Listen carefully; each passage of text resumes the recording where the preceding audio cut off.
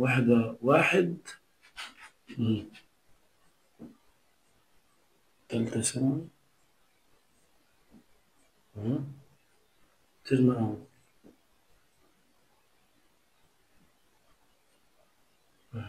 ها عشان ما تخلطش مع بتاعت السنة اللي فاتت، عشان الفيديوهات لو كتير دي ما تخشش في دي.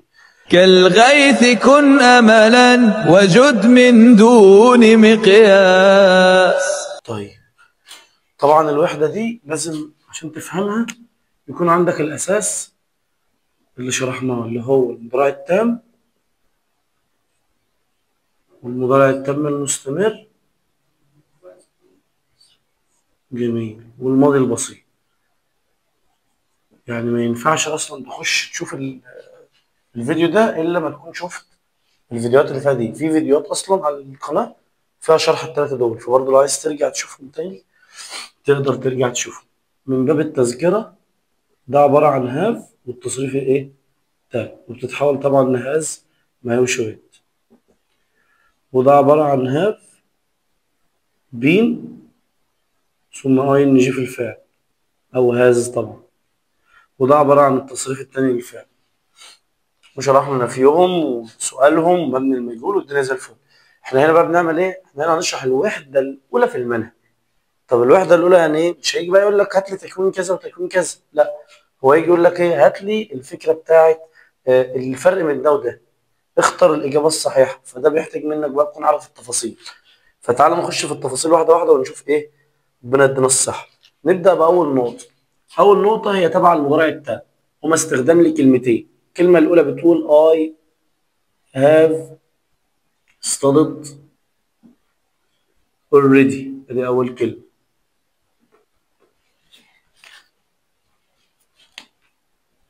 تاني كلمة بتقول I haven't studied yet، ادي تاني كلمة. يبقى أنا عندي كلمة already و yet، ادي أول فرق، ادي أول كلمتين. طيب ايه الفكرة؟ هيجيب لك جملة في المضارع التام عادي جدا، ويجيب لك كلمة already و yet في الاختيارات. اختار يا باشا. فلازم أول حاجة تكون عارف إن already بتيجي في الجمل، بينما yet بتيجي في النفي. أنا ما ينفعش أقول لك مثلا yet بتيجي في نفي المضارع التام وأنت أصلا ما تعرفش تكوين المضارع التام بيتنفي إزاي. عشان كده كان في الأساس لازم يكون عندك الأساس. عشان كده لازم تبقى طالع ثالثة ثانوي طالع عندي 50% اللي هم تكوين نفي سؤال الأساسيات. أنا أجي لك بقى على الأساسيات دي ألعب براحتي. فيت بتيجي في النفي، اوريدي بتيجي في السؤال، عفوا في الجملة. اتنين، لو الجملة سؤال have you studied. لو الجملة سؤال خلاص أنا عرفت في الجمل بنجيب اوريدي، في النفي بنجيب يت. أجيب بقى في الجملة نفي، أجيب في السؤال يت ولا اوريدي؟ ده طبعا بقى لما تعرف معناه. اوريدي معناها إنك خلصت حاجة قبل ميعادها، او بمعنى اصح الحاجه دي انتهت. فانت بتقول ايه؟ واحد صاحبك مثلا انتوا مثلا بادئين ثالثه ثانوي سوا، فبادئين انتوا الاثنين في شهر 8. يلا يا صاحبي جد بقى وهنشد ومش شد يا باشا، انا بدات اراجع. I have finished already، ده انا مخلص. في ناس كانت داخله ثالثه ثانوي ومخلصه المنهج اصلا، مراجعينه من ثانيه سنه. طيب انت زي دلوقتي بقى في الوضع اللي انا فيه ده، الامتحان بكره، وبتقول لصاحبك ايه؟ ولا ها الدنيا كلام على ايه؟ مش عارف ايه، على العهد هنسقط سوا نعيد سوا، مش عارف ايه. يا ابني يقول لك ايه؟ I haven't studied yet، يقول لك انا ما اعرفش اسم الماده. عارف انت الواد اللي بيجي يوم الامتحانات ده يقول لك ايه؟ يا رجاله امتحان بكره، اللي هو بقى ايه، انا كده روش وجميل. فاللي هو ايه، عشان او الحسد، ممكن يكون خايف من الحسد الله اعلم، فيقول لك I haven't studied yet، I haven't known the name of the subject yet، انا ما اعرفش اسم الماده اصلا، انا ما ذاكرتش اي حاجه. ف I have studied already حاجه خلصت قبل ميعادها، I haven't studied yet حاجه لسه ما خلصتش. تخيل نفسك بتتعامل مع صنايعيه مثلا، يعني وده حاجه من اسوأ الحاجات اللي ممكن تتعامل معاها، بالذات مع فئه معينه اللي هم اللي هو يديك ميعاد مش كل 5 سنين تفكرني، خلاص قلت لك الشهر الجاي ما تعرفناش، فيقول لك ايه؟ I haven't finished yet، I haven't finished yet. وعكسهم النوع الثاني، النوع الجميل جدا اللي تتفق معاه على سنه اسبوعين. حاج محمد تعالى خد حاجتك. طب ايه؟ انت لو بتلصقني مش هتخلص بسرعه كده. يقول لك لا يا عم عيب عليك، I have finished already، I have finished already. طيب لما يجوا في الجمله بقى السؤال مش مبين هو خلص ولا ما خلص. لو خلص يبقى already، لو ما خلصش يبقى yet. طب اعرفها منين؟ قال لك والله لو سؤال عادي yet، فانت بتساله تقول له have you studied yet؟ خلصت ولا ما خلصتش؟ ده لو سؤال عادي. لو سؤال وبعده جمله والجمله دي فيها علامه تعجب يقول لك ايه؟ have you studied نقط؟ يقول لكم واو how wonderful، يا للروعه، what an amazing، يعني يا للدهشه، فانتاستيك، رائع، اللي هو توحي بالانبهار. ساعتها بتاخد ايه؟ اوريدي. فاوريدي بتيجي مع التعجب، السؤال التعجبي. غير كده بنجيب يت. واحده مثلا دخلت المطبخ تعمل حاجه، مقدم لها عريس مثلا ولا حاجه، دخلت المطبخ 3 ثواني خارجه ب 12 كوبايه عصير. ماما قاعده، بنتنا ست البيت الشاطر، ماما لو صباعها خلاط مش هتخلص بالسرعه دي، اللي هو يعني دي كده مش منطقيه صح؟ فيقول لك ايه؟ هاو وندرفول، هاف يو فينيشد اوريدي، لحقتي يا حبيبتي، ما شاء الله عليكي وبتاع، ويقعدوا يطبلوا وهكذا. فده يعتبر الفرق بين اوريدي ويت. فيهم اي مشكله؟ دي اول نقطه وارد انها تيجي، زي ما قلت لك كل قاعده فيها مثلا سكه 10 نقاط او 8 نقاط، احنا نشرح على قد ما نقدر. بعد كده عندي 3 كلمات متقاربين من بعض، lately، recently، و just. 3 كلمات معناهم ان في حاجه حصلت من حاجات بسيطه، بس طبعا just يعتبر لسه من ثواني او دقائق، recently و lately في الفتره الاخيره، في الايام الاخيره. وبرده كل دول بيجوا عادي في المضارع التام، بمعنى يقول لك ايه؟ I have just studied، لسه مذاكر ايه؟ حالا اهو، لسه جاي من المذاكره حالا اهو. تقال في سياق بس تخيل نفسك مثلا والدتك بتقول لك ايه يا ابني، ها مش تخش تذاكر ولا ايه؟ امتحاناتك وبتاع مش عارف ايه. ماما يا هاف جاست ستادد، يا هاف جاست فينيش، لسه مخلص يا ماما، هاخد هدنه واخش. تخيل مثلا رايح عند ستك مثلا تودي لها طلب ولا حاجه، فتقول لك انا مالك خاسس كده ليه يا امك؟ ما تاكلكش ولا؟ تعالى خش اما اغديك. ستي انا لسه واكل حاجه، يا هاف جاست، ست انا لسه ما غسلتش بق، انا جاي لك بق ما اتغسلش عشان تثبت لي كده، ما فيش برضه، ما فيش الكلام ده. فجاست لسه حاصله حالا قريب من دقائق بعيد يعني، والاثر ايه؟ والاثر باين عليك قوي يعني. ليتلي وريسنتلي برضه حاصله في الايام الاخيره. I have bought some books recently، انا اشتريت شويه كتب في الفتره الاخيره كده يعني، حاجه في الايه؟ في الايام او الدقائق اللي فاتت. فالثلاثه يعتبروا شبه بعض في المعنى، بمعنى ان في حاجه حصلت في الفتره اللي فاتت دي. بعد كده عندنا اللي عاملين بقى ازمه، اللي هم المشهورين قوي يعني، since وفور، يعتبروا من المشهورين شويه. الاثنين بيجوا يا اما في المضارع التام يا اما في المضارع التام المستمر، ما فيهاش مشكله. الفكره كلها بقى في معناهم، بيجي وراهم ايه؟ يعني لو انا قلت مثلا I have studied، اقول since ولا for؟ بالراحه، هي يعني احنا ملخصين الموضوع في نقطتين 3، يعني انا لخصت since وفور دول في نقطتين 3 عشان ننهي الجدل خالص. احنا هنشبه since بالراجل الكبير وفور بالعيال الصغار. فالراجل الكبير والعيال الصغار ايه الفرق بينهم؟ ان الراجل الكبير بيكون رزين، فلو دخل مكان فيه اكل او شوكولاته او ايا كان بياخد ايه؟ واحد او ما ياخدش. اما الطفل ويطلع يجري صباح الفل، طفل بقى فبياخد كل حاجه زي ما بيقول. فلو احنا عندنا خط زمني كل ما تقف عند نقطه محدده خد سنس، لو خدت الخط الزمني كله خد فور. يعني ايه؟ يعني انت بدات امتى؟ هما بيجي وراهم زمن. بدات امتى؟ بدات امبارح since yesterday.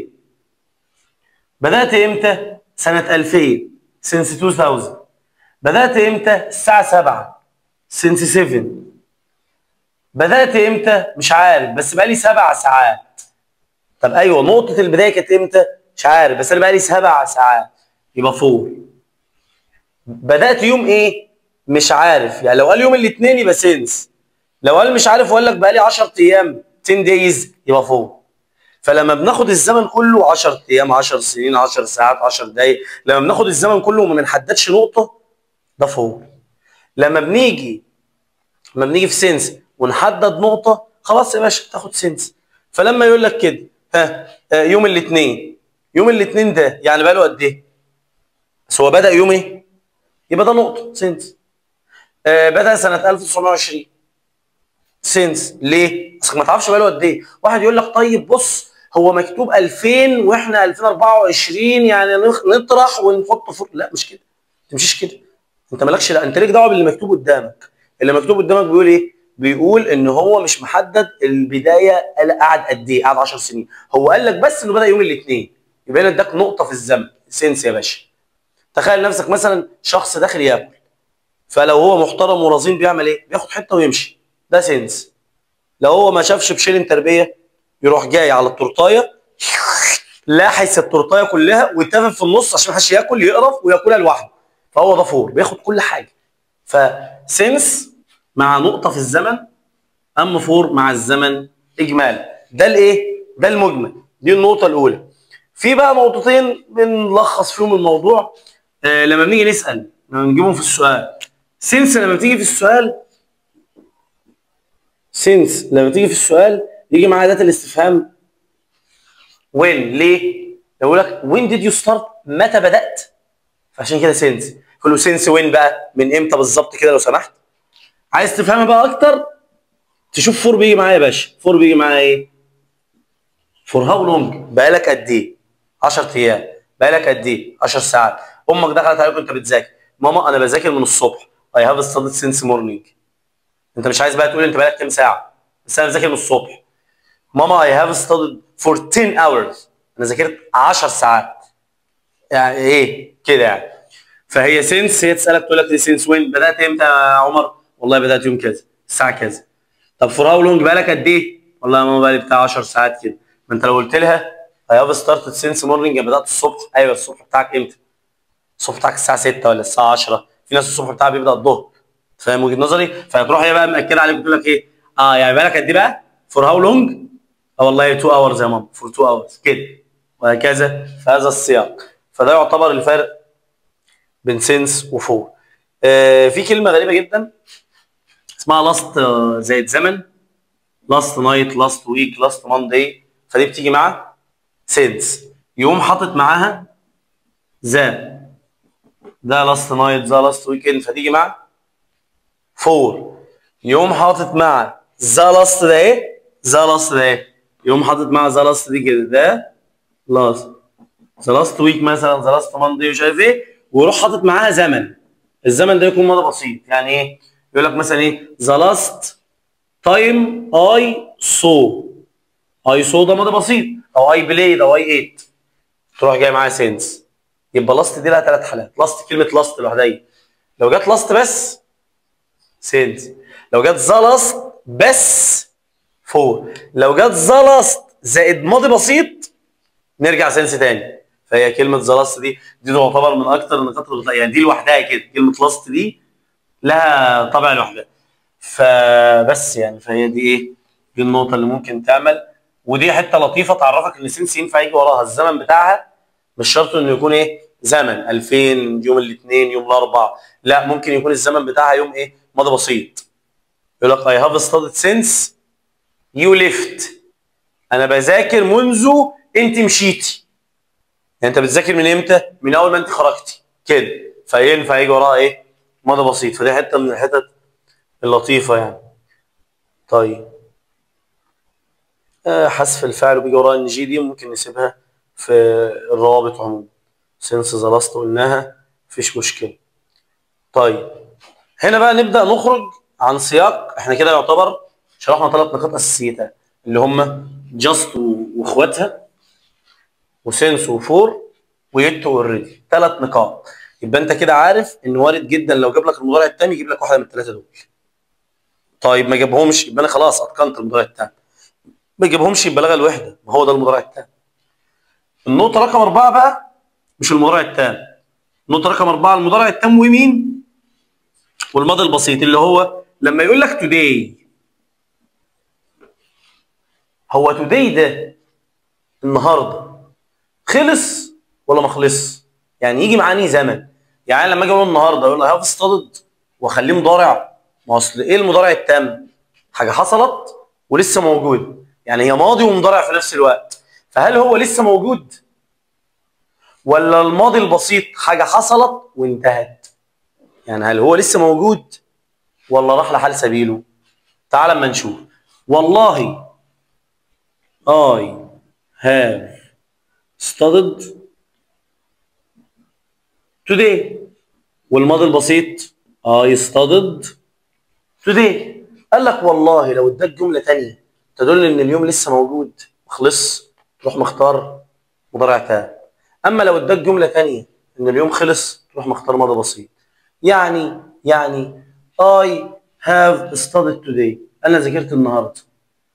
ويقول لك في الجملة التانية I am still ولسه شغال. I have like still have studies to do ولسه عندي دراسات اعملها. I still have homework to do لسه عندي واجب اعمله. يروح قايل لك ايه؟ I studied today it was a tiring day وكان يوما مرهقا وراح لحال سبيل. راح لحال سبيل. برضه زيها زي كلمة this week او this day او this morning. this ده خلص ولا ما خلص؟ نفس الفكرة. ففي ناس بتفتكر ان today تنفع تبقى ماضي، في ناس بتفتكر انها تنفع تبقى مضارع. لا، هي لا تبع ده ولا بالظبط كده، على حسب السياق يا باشا. لو الحاجة لسه ما خلصتش اديها مضارع، لو الحاجة خلصت اديها ماضي. فدي حتة من الحتت المهمة جدا. دي النقطة رقم 4 اللي هو استخدام كلمة today مع المضارع التام. طيب النقطة رقم 5 متعلقة بالمضارع التام بس، اللي هو في فعل اسمه visit. الماضي منه ايه؟ visited. بنشيله ونحط مكانه 2 بيساووه. شفت بيه يكون الماضي منه was كان، التصريف الثالث منه بين. بين دي بتساوي مين؟ visited زار. ادي واحد، يبقى امسح visited. فاي هاف بين دي كانك قلت ايه؟ انا زرت. وفي جو اللي بيتحول لوينت التصريف الثالث جان. ويروح قايل لك تو مثلا كي او تو ذا سوبر ماركت اي مكان يعني. قال لك والله وانت بتختار هنا بقى، انت بتختار ما بين مضارع تام ومضارع تام، يعني هو الاثنين مضارع تام في التصريف الثالث. فالفكره فين بقى؟ في المعنى. قال لك والله في النقطه الخامسه دي الموضوع بسيط. لو انت رحت ورجعت بي زار ورجع، ولو انت رحت وما رجعتش جان ذهب ولم يعد. بس فهو بيقول لك هتبص في الجمله، لقيت الراجل راح وما رجعش اديله جان. لقيت راح مثلا يقول لك ايه؟ لوك وات مام هاف بوت. شوف كده اللي ماما اشترته. يبقى ماما راحت وجت ولا راحت وجت؟ يبقى مام هاز بين تو ذا سوبر ماركت. ماما راحت السوبر ماركت. وير از احمد؟ فين احمد؟ هي از ان ذا سوبر ماركت. هو في السوبر ماركت. يبقى هي هاز جان لانه لسه هناك. استنى شويه على ما ايه؟ على ما يرجع ان شاء الله. فهو ده يعتبر الفرق بين دي ودي. فدي النقطه رقم 5، ان هاف بين معناها راح و رجع، وهاف جان معناها راح وما رجعش. وفي حته ثانيه كده اسمها بين ان. دي مالهاش علاقه بالاصل، بس في ناس بتفتكر انها علاقه، بس يعني الشيء بالشيء يذكر يعني. بين ان دي معناها اتولد فيه. دي حاجه مالهاش علاقه خالص بقى. اي هاف بين ان كايرو يعني ايه؟ انا عايش في القاهره. دي مالهاش علاقه بقى انا زرت ولا ما زرتش. زرت وما زرتش هاف بين تو وهاف جان ايه؟ تو. انما هاف بين ان دي معناها ان انا اتولدت هنا وعايش هنا وبموت هنا ايا كان يعني. دي النقطه رقم 5. طبعا في العادي البني ادم الطبيعي في قمه تركيزه بياخد من 7 ل 10 معلومات. بعد كده بتبدا السلوك ايه؟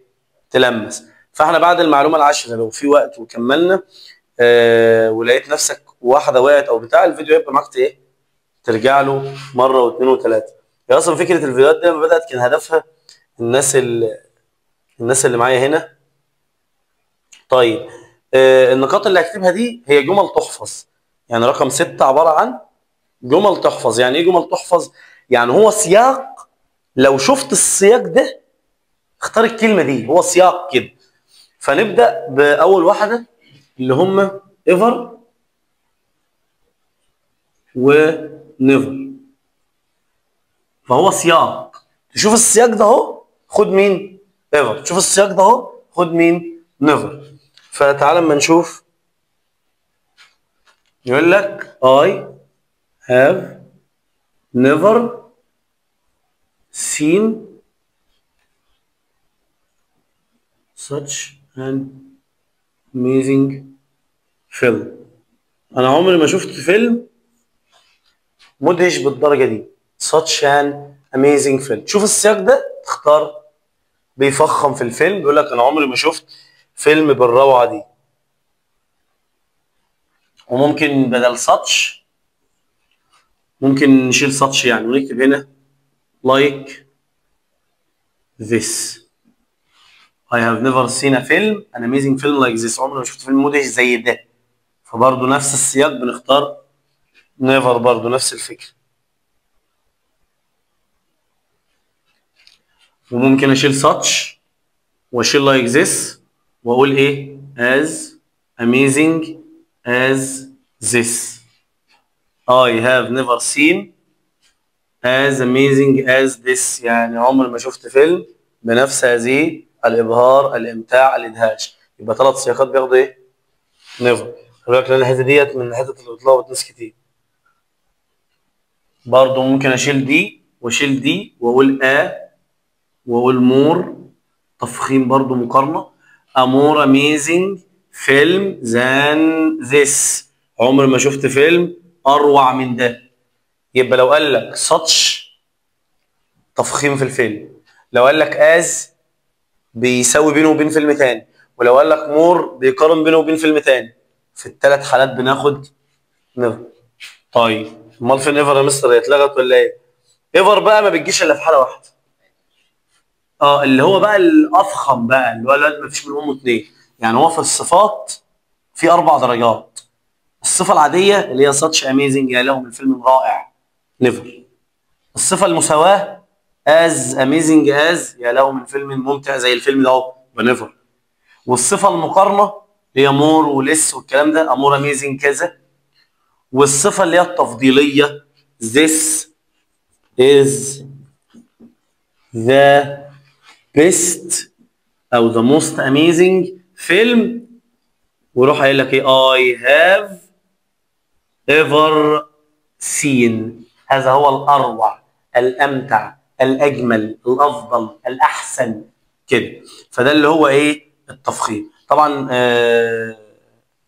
قاعده المساواه والمقارنه والكلام ده كله ده موجود، يعني اصلا دي هنشرحها في الوحده الثانيه، موجوده. بس هي هنا جايه كنوته في ضمن. طب انا مش مجمع وعايز افتكر المساواه والمقارنه والتفضيل عشان افهم دي اكتر، لان لو فهمت المقارنه والتفضيل والمساواه هتفهم الجزئيه دي اكتر.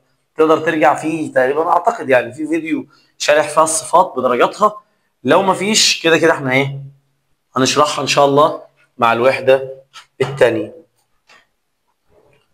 جميل جدا. يبقى النقطه رقم 6 عباره عن 4 جمل. جمله الوصف العاديه such، جمله المساواه as، جمله المقارنه مور بياخدوا نيفر، ثم جمله التفضيل بتاخد ايفر. غير كده ايفر بتيجي في السؤال have you ever visited، عمرك رحت عملت كده قبل كده. ونيفر بتيجي في الجمله I have never، نفي مستتر بتنفي الجمله I have never، عمري ما عملت ايه؟ عمري ما عملت كده. فدي النقطه رقم 6، فنقدر نقول عليها نقطه للايه؟ للحفظ، بتحفظ سياق الجمل دي. طيب تعالى ننتقل للنقطة رقم 7. كده احنا يعتبر خلصنا الدرس الأول تقريبا. النقطة رقم 7 أنا حاولت ألخص الوحدة كلها تقريبا في 10 نقاط، فأتمنى تكون إيه معايا على الخط. النقطة رقم 7 ماشي. I have، ممكن أقول drunk اللي هو التصريف الثالث فتبقى مضارع تام، وممكن أقول been drinking فتبقى إيه؟ مضارع تام إيه؟ مستمر. امتى بقى اجيب المضارع التام وامتى المضارع التام مستمر؟ اصل ده اسمه مضارع تام وده اسمه مضارع تام بس مستمر. قال لك والله لو ذكر عدد الحاجات اللي شربها، لو قال لك مثلا هياف درانك 3 كابس 3 كوبايات، خد مين؟ مضارع تام. اشمعنى يا باشا؟ لان المضارع التام بيجي مع العدد. والله لو قال لك I have been drinking all day، انا بشرب طول اليوم وما حددش عدد، خد المضارع التام المستمر اللي هو اي ان جي. اشمعنى؟ تخيل واحد بيقول انا شربت 3 كوبايات وحاطط 3 كوبايات قدامه ويقول ايه؟ I have drunk 3 cups، ده معناه ايه؟ انه شرب واحده في الثانيه في الثالثه. تعالى بقى نتخيل ان هو عمال يقول لك I have been drinking ايه المضارع التام المستمر؟ المضارع التام حاجه حصلت وموجوده، موجوده يا اما اختفت. يعني ايه اختفت؟ امال مضارع ازاي؟ بالراحه. انا لما اقول I have studied, I have played, I have eaten, I have مش عارف ايه، ده المضارع التام. يبقى انا عملت الحاجه واثرها موجود، اللي هو انا اكلت فشبعان، انا اكلت فخلصت. فالمضارع التام بيوحي ان انت ايه؟ خلصت بنسبه ما. طب التم المستمر، انا لسه وموجود ومكمل. يعني ايه؟ شفت انت الفنانه لما قالت ايه؟ حبيتك بالصيف وكرهتك بالشتاء. ليه؟ مش فاهم. ان الشتاء اولى، الشتاء اولى، محتاجين دفء. لا، هو انا حبيتك بالصيف وكرهتك بالشتاء، مش فاهم ليه. فده المضارع التام، كان ثم حاليا اثره هو اللي موجود، راح خلاص. انما الفنانه الثانيه قالت ايه؟ حبيتك وبحبك وهحبك على طول، كانت ولا زالت وايه؟ ومكمله. ده المضارع التام المستمر. فانا تخيل قدامي 3 كوبايات وانا بقول ايه؟ I have been drinking 3 cups. انا عمال اشرب 3 كوبايات، ده معنى ان هما قدامي وعمال ايه؟ مع بعض. فمش منطقي ان ال3 يستمروا مع بعض. عشان كده لما بيتذكر عدد مش من المنطقي ان احنا هنجيبه مع المستمر. تخيل ان انت عمال تشرب في ال3 مع بعض، مستمر فيهم ازاي؟ وده معناه ان انت عمال تشربهم طول اليوم مش قادرين يخلصوا، برضه مش منطقي. فلو العدد ذكر يبقى الحدث اكتمل، لو الحدث اكتمل خد مضارع تام. لو العدد ما اتذكرش يبقى الحدث لسه مستمر، ولو لسه مستمر خد بين والاي ان جي. حلو قوي الكلام ده. يبقى عند ذكر العدد، ده اول فرق ما بين المضارع التام والمضارع التام المستمر. تعال نيجي لتاني نقطه. في افعال زي نو. الافعال دي بتدل على الستيت، الحاله، الادراك والمعرفه والمشاعر، لاف ولايك ونو وهاف، يمتلك. قال لك الافعال دي لا تاتي في الاي ان جي، دي رقم 2 اهو. يبقى ده فرق تاني ما بين المضارع التام والتام المستمر. امال طلعت فين يا باشا؟ قالك في المضارع التام. يعني ما فيش حاجه اسمها I have been loving، هي I have loved. ما فيش حاجه اسمها I have been knowing، هي I have known. have والتصريف الثالث. يبقى افعال المشاعر لا تاتي في الايه؟ في الاي ان جي. النقطه رقم 3 والخلاصه، عشان بقى دي اخر واحده اللي فيها اللخبطه كلها، اللي هو دلوقتي انا عايز اجيب المضارع التام واقول مثلا جمله زي انا بصلح العربيه. I have، واقول فيكس بصلح، واقول بين ايه؟ فيكسينج بصلح. ايه الفرق ما بين اللي بيصلح فوق واللي بيصلح تحت؟ انا لسه قايل لك ايه؟ المضارع التام بيحب سنه اكتمال، التام المستمر لسه برضه ايه؟ شغاله شويه. فلما واحد يقول I have fixed، انا صلحت العربيه، يبقى ناو اتس ريدي تو جو، العربيه جاهزه نمشي. طب لما يقول لك I have been fixing، لسه شويه، لسه ما خلصت. فيقول لك ايه؟ look at my hands، بص على ايدي، I am all oil، شوف جسمي مشحم ازاي، ليه؟ لسه ما خلصتش.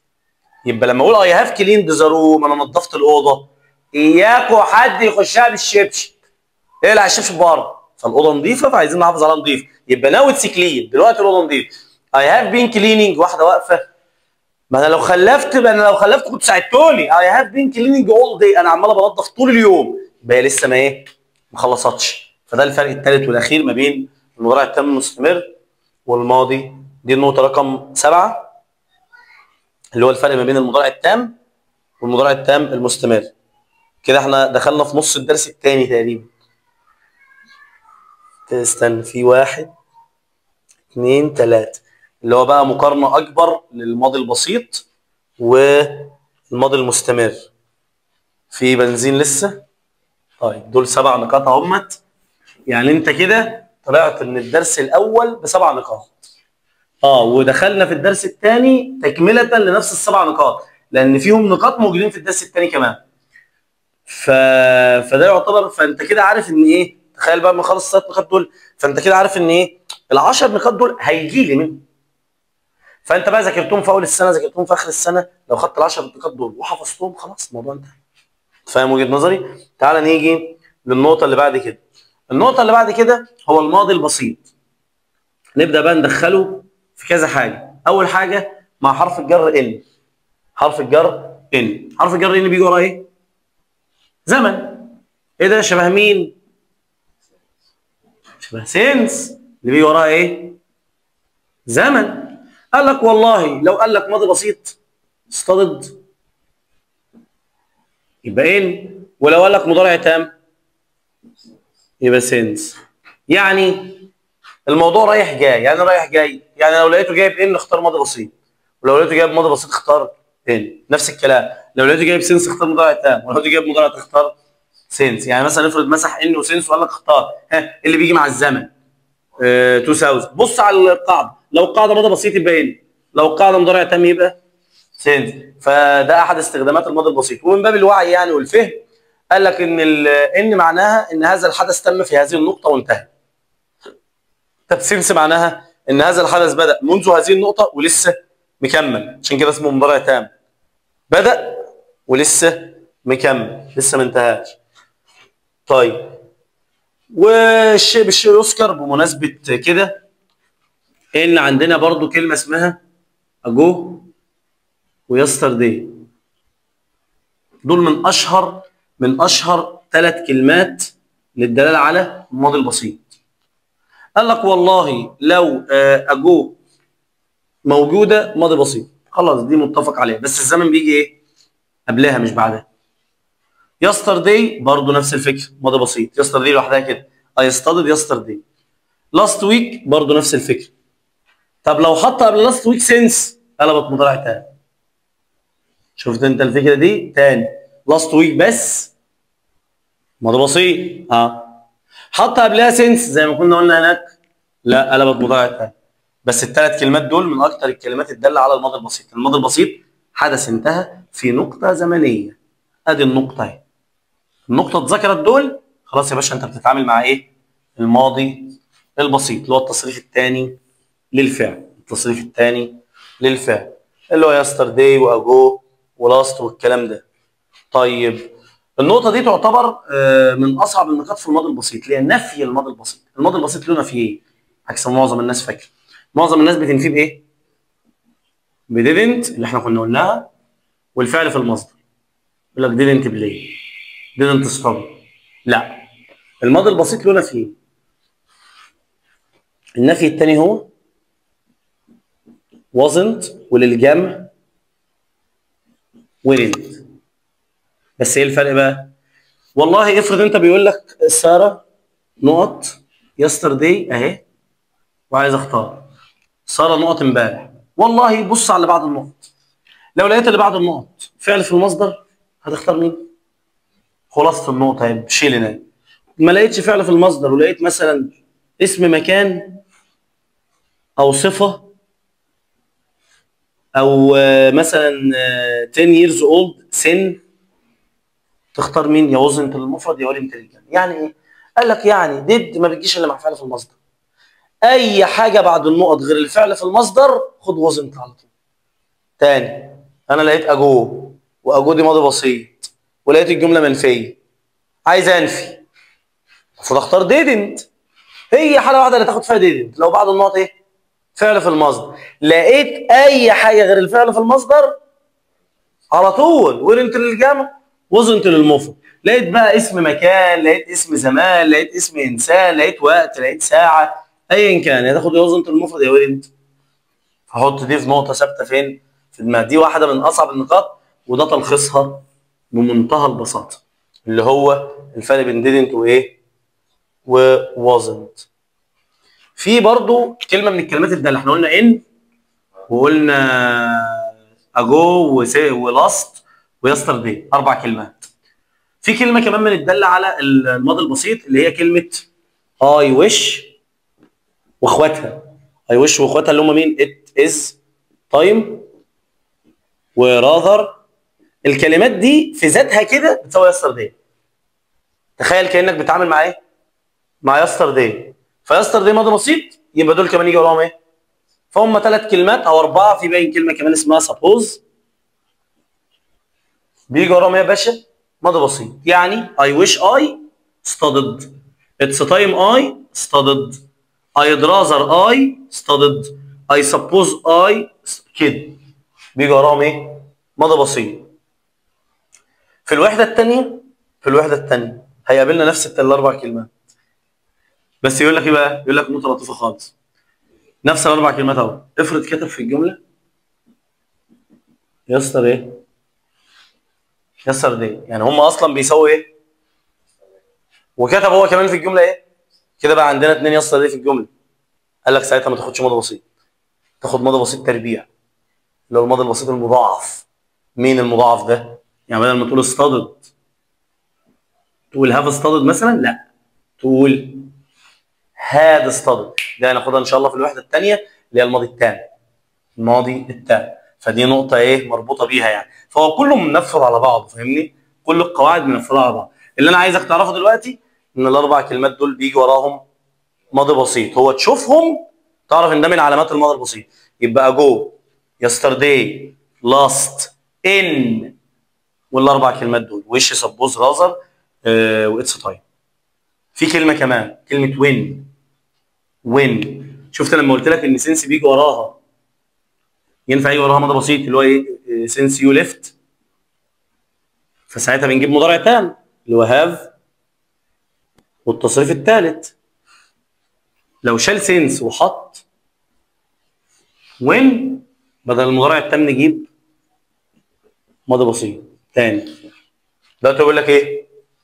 I have studied since you left. انا بذاكر منذ ان غادرت، يبقى انا بذاكر ولسه ايه؟ وسنس جه وراها نقطه في الزمن اهو.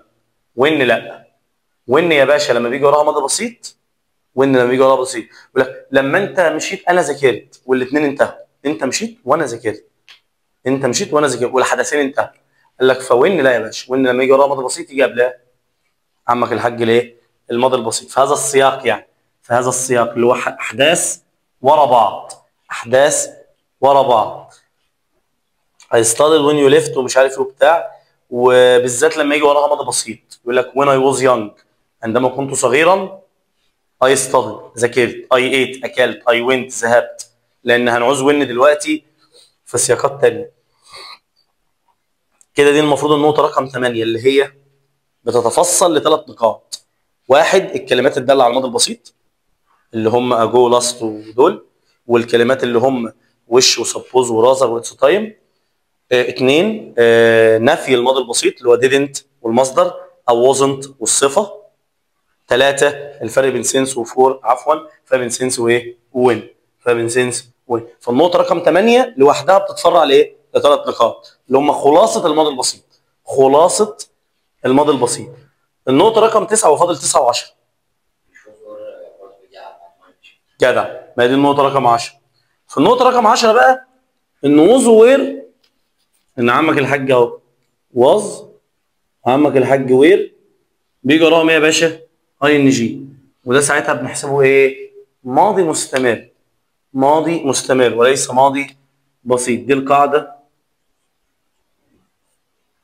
رقم 4 اللي هي واز او وير زائد ايه؟ اي ان جي. طيب افرق بينه وبين الماضي البسيط ازاي؟ قال لك والله لو قال لك واز بلاينج ده اهي، واز بلاينج ده اهي، قال لك بيجي وراها ثلاث حاجات عشان تميز بينه وبين البسيط. قال لك بيجي وراه زمن يسترداي.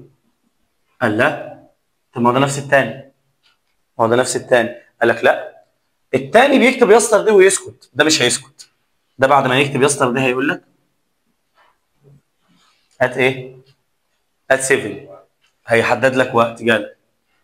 طيب لو ما جابش ماضي بسيط، مش سلام يا حبيبي، لو ما جابش ماضي بسيط، لو ما جابش زمن، زمنين يعني، هيقول لك ماضي بسيط. يقول لك I was playing when you arrived، كنت بلعب لما انت وصلت. وساعتها بيبقى ده كان شغال وراح ده ايه؟ قطعه في النص. خلي بالك ده فرق بينه وبين لما يبقوا الاثنين بسيط. البسيط محدش قطع حد، انت مشيت خلصت، اللي بعده خلصت، اللي بعده خلصت. فالماضي البسيط مع ماضي بسيط مع ماضي بسيط مع ماضي بسيط بنسميه تسلسل. ولا انت جيت عليا وانا جيت عليك. اي بلايد انا لعبت بعد ما خلصت، اي ايت انا اكلت بعد ما خلصت، اي درانك انا شربت بعد ما خلصت، اي وينت انا ذهبت بعد ما خلصت، اي سلبت انا نمت بعد ما خلصت. كده ورا بعض ورا بعض ورا بعض. ولا مع بعض؟ لا مش مع بعض. اللي مع بعض بقى لما يجيب لك اي ان جي وفي الناحيه الثانيه اي ان جي، اللي هو يقول لك ايه؟ اي واز بلاينج ماي سيستر واز ايتنج، انا بلعب واختي بايه؟ بتاكل. فانت قدامك حلين، يا اما تجيب بسيط فبسيط فبسيط كله اي دي ساعتها بيبقوا ورا بعض، يا اما تجيب مستمر ويخش فيه بسيط، يبقى مستمر في بسيط تقاطع، يا اما تجيب مستمر مع مستمر ويبقى توازي، الاثنين شغالين مع ايه؟ شغالين مع بعض. دي النقطة رقم 8. بيتفرع منها نقطة واحدة اللي هي عموما مع سنس، مع وين، مع وايل، اللي هي بتيجي هنا كده في كلمة اسمها وايل اهي، بيجي وراها الماضي المستمر، وين بيجي وراها البسيط، سنس بيجي وراها البسيط. قال لك عموما عند حذف من اي جملة، يعني الجملة بتقول صار واي فاعل وفعل، يعني مثلا ايه؟ بلايد، was playing، مش هتفرق بقى اي زمن، ورحنا حذفين مين؟ صار اللي هو بنسميه الفاعل. الاداه الربط اللي هنا سواء وايل سواء سينس ايا كان، يعني اداه الربط اللي هنا هيحصل معاها ايه بقى؟ قال لك كل ادوات الربط ساعتها هيجي وراهم ايه؟ اي ان جي، ما عدا اداه ربط واحده اللي هي مين يا باشا؟ ديورينج، اثناء. ما بيجيش وراها الاي ان جي، بيجي وراها الاسم بتاعه. يعني ايه؟ مش فاهم. وايل بلاينج وانا بلعب ذا ماتش، وايل بلاينج ذا ماتش، هنا يقول لك لا ديورينج ذا ماتش، ديورينج ذا ماتش على طول، يبقى ديورينج بيجي وراها الاسم مش الاي ان جي. خلي بالك من النقطه دي، دي متفرعه من النقطه رقم 9. والنقطه رقم 9 اللي هي ايه؟ طيب هل في جزئيه تاني؟ ممكن نسيب النقطه رقم 10، ممكن نسيب النقطه رقم 10.